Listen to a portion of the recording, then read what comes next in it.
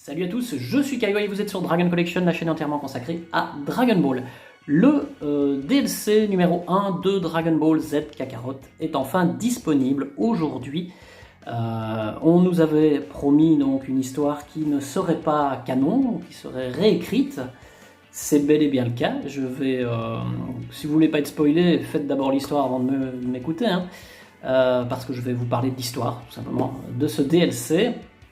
Qui coûte donc 25 €, qui contiendra la première partie, celle-ci, un combat contre Beerus et Whis, avec le déblocage de la transformation de Super Saiyan God pour Vegeta et Son Goku.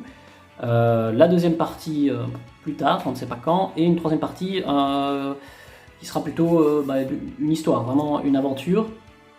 Ici, ce sont des boss modes, donc c'est simplement jouer contre des adversaires sans grande aventure, sans histoire, sans quoi que ce soit. Ils ont eu l'idée, on va pas juger tout de suite, je vais vous en parler après, de réécrire l'histoire de Battle of Gods. Alors Battle of Gods a déjà 3 versions. La toute première c'est Dragon Ball Z Battle of Gods, le film estampillé Z, qu'on connaît tous, enfin j'imagine que vous l'avez vu.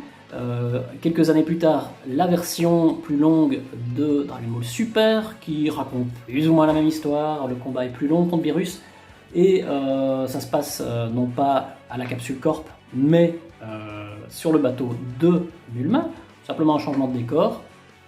Et puis la version manga qui, au début, le manga était vraiment un outil promotionnel, donc c'est encore une version un peu différente, mais l'histoire et vraiment les mécaniques de l'histoire, les grandes lignes de l'histoire sont les mêmes. Je pense que depuis 5 ans, on connaît cette histoire par cœur. Donc, la réécrire était une idée litigieuse, une drôle d'idée. Et donc, qu'est-ce que le DLC raconte? Goku et Vegeta sont prévenus par Whis, qu'ils ne connaissent forcément pas. Whis leur propose, ils sont téléportés sur la planète de Beerus, et Whis leur propose d'augmenter leur pouvoir. Donc ça passe d'abord par une petite visite de la planète de Beerus. On parle à Whis qui nous propose de l'entraînement forcément. Alors attention, pas d'introduction de la recherche de Beerus du Super Saiyan God. Donc déjà on zappe ça. L'histoire c'est: je vous fais venir sur ma planète et je vous propose de devenir plus fort. Parce que mon maître, Beerus, s'emmerde. Voilà. En gros, c'est ça.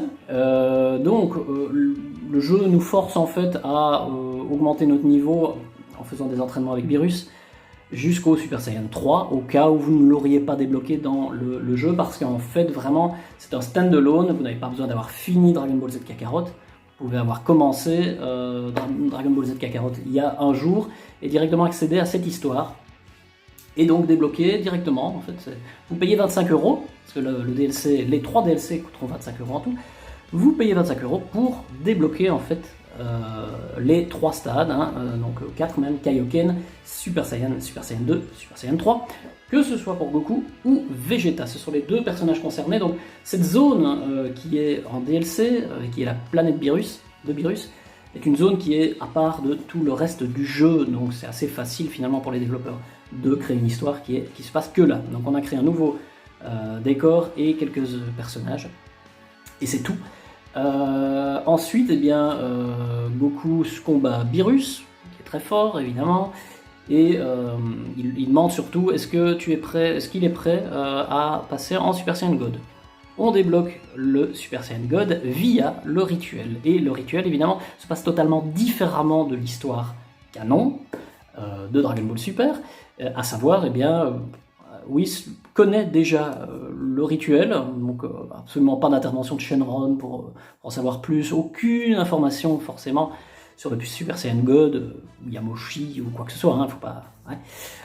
Et donc, voilà, il fait intervenir Goten, Trunks, Kid Trunks, Sangohan en tenue Ultimate, avec le même costume que Goku, et alors surtout Vegeta et Trunks du futur. Oui, il est intervenu à la fin du jeu, parce qu'en fait, Dragon Ball Z Kakarot se positionne comme étant vraiment racontant les événements du dessin animé, ou du manga, mais de Dragon Ball Z, mais se permet quelques petites histoires supplémentaires, petites adaptations. Ça passait jusque-là. Ici, oubliez, c'est une histoire complètement racontée de A à Z, complètement recréée, et une réécriture, pardon. Et donc, on n'a pas besoin de s'encombrer avec les séances de blabla. C'est finalement, je veux devenir plus fort, tu me proposes de devenir plus fort, j'accepte, je fais de l'entraînement. Monsieur Beerus est bien content d'avoir des nouveaux sparring partners, il s'embêtait. Voilà. Et on en arrive au Super Saiyan God. Une petite scène contre Beerus. Vous pouvez encore vous entraîner ensuite contre Whis, et on a Vegeta qui peut en fait se lancer dans exactement la même histoire, donc avec les mêmes dialogues, les mêmes scènes. On peut augmenter son pouvoir jusqu'au Super Saiyan 3, puis Super Saiyan God, recombat contre Beerus, et puis c'est tout. Ensuite, les deux Saiyans peuvent s'affronter, et enfin, Beerus propose que, comme ils sont pas encore assez forts, ils combattent les deux en même temps. Et c'est tout, voilà, c'est tout. C'est tout, il n'y a rien d'autre à signaler. Alors ce qui est marrant, c'est que quand même Whis à un moment donné dit je sais qu'on n'aurait pas dû se rencontrer comme ça normalement. Ah bah oui, merci.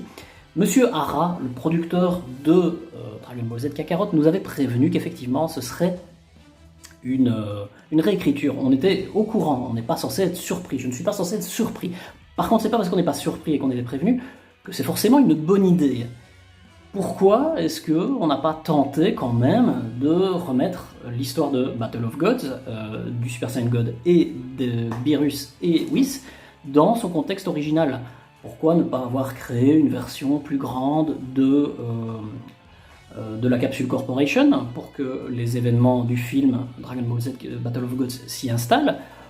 Pourquoi ne pas nous avoir fait combattre Beerus dans l'espace, par exemple? Ça n'aurait pas empêché Whis de nous entraîner. On aurait pu s'entraîner avec Whis durant la fête de Bulma, jusqu'à atteindre le niveau de Super Saiyan God. On aurait pu avoir le vrai rituel, ça n'aurait pas empêché quoi que ce soit, et on aurait pu se battre dans des décors différents comme l'espace, comme à la fin du film. Ensuite, on aurait pu avoir Vegeta. En fait, on aurait pu avoir vraiment une nouvelle histoire qui se passe après le film, où Vegeta fait le même cirque. Whis et Beerus reviennent, et puis voilà. La planète de Beerus aurait pu être intégrée également par après.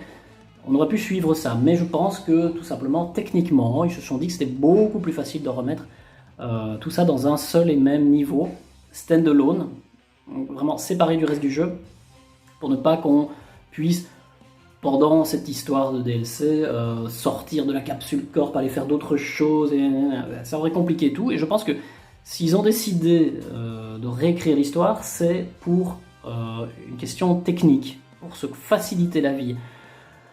Mais ça n'empêche pas que ce n'est pas une bonne idée.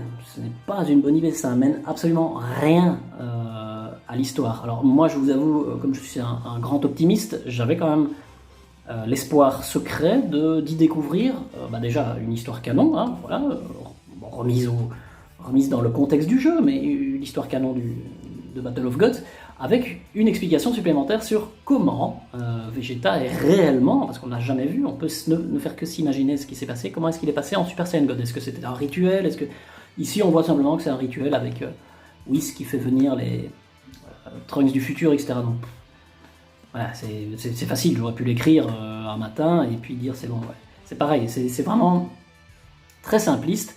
Donc je ne critique pas. Je dis juste que c'est pas parce qu'on est au courant que c'est une bonne idée. C'est pas une bonne idée. On savait, ça n'allait pas être une aventure. Alors c'est vrai que adapter des films, et ça ne vaut pas que pour Dragon Ball Z Battle of Gods, adapter des films dans ce jeu Dragon Ball Z Kakarot, c'est casse-gueule. Pourquoi c'est casse-gueule? Parce que les films ne proposent pas une aventure. Ici on a droit à un jeu d'aventure. Ça s'applique à toute l'histoire de Dragon Ball Z et ça permet effectivement d'aller se promener entre deux combats. Bon, c'est parfois un peu forcé dans le jeu, mais ça fonctionne quand même, entre guillemets. On a l'impression de jouer à un jeu d'aventure. Avec les films, en racontant les films dans le jeu, effectivement, ça pose problème parce que les films n'ont pas le temps de raconter une aventure. Battle of Gods, c'est pas une aventure. C'est 2-3 personnages qui font la fête, Beerus qui débarque, qui pète une case, et un grand combat de 3/4 d'heure. Donc effectivement, ça ne s'adapte pas facilement. Si vous voulez adapter le film de Bojack, si vous voulez adapter le film de Janemba, avec Tapion, etc., effectivement, il n'y a pas d'aventure à intégrer dans le jeu avec ça. Ce n'est que des combats. Donc, effectivement, on va avoir une deuxième partie à ce DLC. Ça sera sans doute la révélation d'un nouveau pouvoir, le Super Saiyan Blue. Alors, ils peuvent très bien réécrire complètement l'histoire du Super Saiyan Blue également, hein, du Super Saiyan God Super Saiyan. Il suffit qu'on reste chez Beerus et Whis, que Goku et Vegeta s'entraînent exactement de la même manière, parce que là, par contre, c'est ce qui s'est réellement passé. Ils ont débloqué leur Super Saiyan God Super Saiyan en s'entraînant tous les deux dans Dragon Ball Super et dans Fukatsu no F, donc Résurrection de F, le film. Ils se sont entraînés chez Beerus et Whis, et ils ont débloqué, en fait, leur pouvoir. C'est effectivement contre Golden Freezer qui l'utilise pour la première fois, mais voilà, ça peut se faire, et donc on peut vraiment avoir ce... Alors, moi j'ai pas envie de payer 25 € pour ça, je vous le dis comme ça, tel quel. Là, tant qu'à présent, si je vois ce DLC, je paye pas 25 € juste pour débloquer ces deux personnages en Super Saiyan God, ça c'est sûr.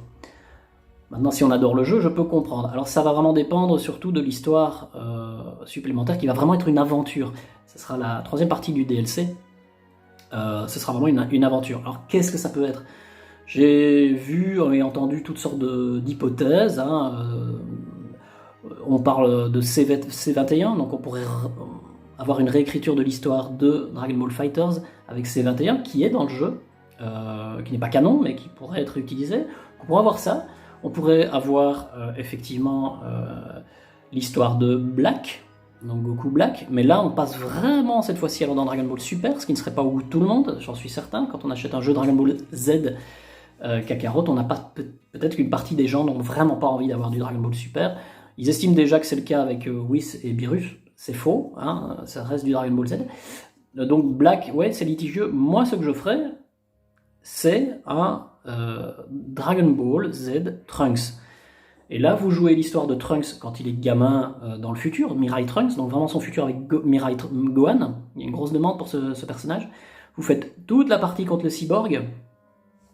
Et puis ensuite, on a le personnage Trunks qui prend sa capsule, sa machine à voyager dans le temps, qui arrive à notre époque. Alors, soit on rejoue effectivement toutes les batailles qu'il a pu jouer avec l'aventure qui va avec, soit on passe ça avec juste une histoire, des cinématiques, et on arrive dans le futur de Trunks, quand il revient, qui se bat contre Cell, qui vainc Cell en un coup, et donc dans son futur, enfin dans son présent, et ensuite toute l'histoire qui est racontée dans le manga et dans Dragon Ball Super, l'animé, c'est-à-dire sa première rencontre avec Black, son entraînement même, enfin moi je trouverais ça génial, son entraînement avec Kaioshin. Si vous avez lu le manga, vous savez que Trunks s'est entraîné avec Kaioshin.